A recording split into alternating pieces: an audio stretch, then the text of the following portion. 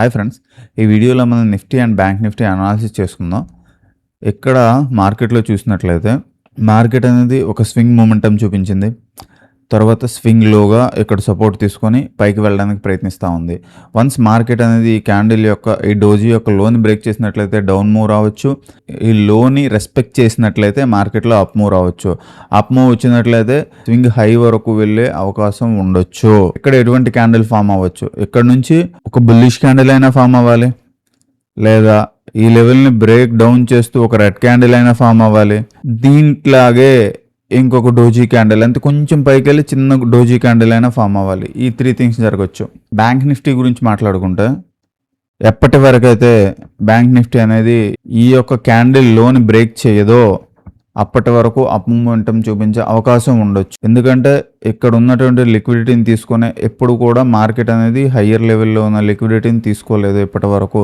Once ఈ లిక్విడిటీని market తీసుకున్నట్లయితే అప్ మూవ్ చాలా స్పీడ్గా చూపించే అవకాశం ఉంటుంది. సేమ్ నిఫ్టీలో చెప్పినట్లుగా ఈ లోని బ్రేక్ చేయనంత వరకు, ఈ క్యాండిల్ యొక్క లోను కాదు, ఈ క్యాండిల్ యొక్క లోని బ్రేక్ చేయనంత వరకు అప్ మూవ్ చూపించే అవకాశం ఉంటుంది. వన్స్ ఈ లోని బ్రేక్ చేసిన, ఈ లోని రీటెస్ట్ అయినా, ఆ తర్వాత కొంచెం అప్ మూవ్ చూపించినా సరే ఇక్కడ నుంచి డౌన్ మూవ్ వచ్చే అవకాశం ఉంటుంది. అంటే ఈరోజు మార్కెట్లో ఒక గ్రీన్ క్యాండిల్ ఫామ్ అవ్వాలి, లేకపోతే ఒక రెడ్ క్యాండిల్ పెద్దదిగా ఫామ్ అవ్వాలి, ఆర్ ఇలాంటి క్యాండిల్, ఇలాంటి డోజీతో ఒక రెడ్ క్యాండిల్ అయినా ఒక గ్రీన్ క్యాండిల్ అయినా ఫామ్ అవ్వాలి. ఇది బ్యాంక్ నిఫ్టీ అనాలిసిస్. ఒకసారి మనం కొన్ని స్టాక్స్ గురించి మాట్లాడుకుందాం. ఇక్కడ మోర్పిల్ ల్యాబ్స్ గురించి మాట్లాడుకుంటే ఇటువంటి క్యాండిల్ ప్యాటర్న్ వీక్లీలో వచ్చినప్పుడు మార్కెట్లో 2 థింగ్స్ జరగవచ్చు. ఇక్కడ నుంచి పెద్ద గ్రీన్ క్యాండిల్ అయినా ఫామ్ అవ్వాలి, ఆర్ ఇక్కడ నుంచి లిక్విడిటీ హయ్యర్ లెవెల్లో లిక్విడిటీ తీసుకొని ఇక్కడ నుంచి రెడ్ క్యాండిల్ అయినా ఫామ్ అవ్వాలి. మార్కెట్లో మొత్తంగా ఫాల్ అయిపోవాలి. మార్కెట్ ఫాలో అవడం అంటే చాలా కష్టం. ఎందుకంటే బిగ్ కన్సల్టేషన్ బ్రేక్అవుట్ చేస్తూ తన యొక్క హయ్యర్ లెవెల్కి వెళ్ళడానికి స్టాక్ ప్రయత్నిస్తూ ఉంది. కానీ చెప్పలేం మార్కెట్లో ఎప్పుడు ఏమవుద్దా అన్నది. ఈ లెవెల్ని లిక్విడిటీ లెవెల్ వరకు వెళ్ళే అవకాశం ఉండొచ్చు.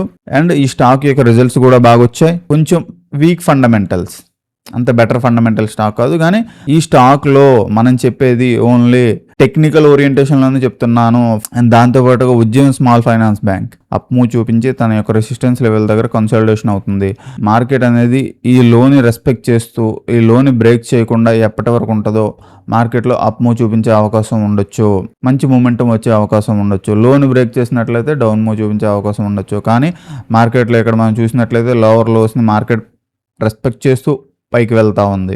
ట్రూ మూవ్ అవుద్దా లేకపోతే ఫేక్ మూవ్ అవుద్దా రానున్న రోజుల్లో అర్థమవుద్ది. ఇక్కడ టాటా పవర్ గురించి చూసుకుంటే టాటా పవర్ అనేది ఒక ట్రెండ్ లైన్ని 3 times టెస్ట్ చేసి ఇక్కడ కన్సల్టేషన్ అవుతుంది. వన్స్ ఈ ట్రెండ్ లైన్ నుంచి బ్రేక్ డౌన్ అయితే డౌన్ మూవ్ కూడా ఈ లెవెల్ వరకు చూపించే అవకాశం ఉంటుంది. మార్కెట్ అనేది ఈ లెవెల్ని బ్రేక్ డౌన్ చేసినట్లయితే డౌన్ మూవ్ చూపించవచ్చు. కానీ ఈ లెవెల్ని రెస్పెక్ట్ చేస్తూ పైకి వెళ్తున్నట్టయితే ఈ స్టాక్లో లిక్విడిటీ లెవెల్ ఈ లెవెల్ అవుతుంది. ఒకసారి మీరు గుర్తించండి. ఇది ఒక FNO స్టాక్. ఓకేనా మరి?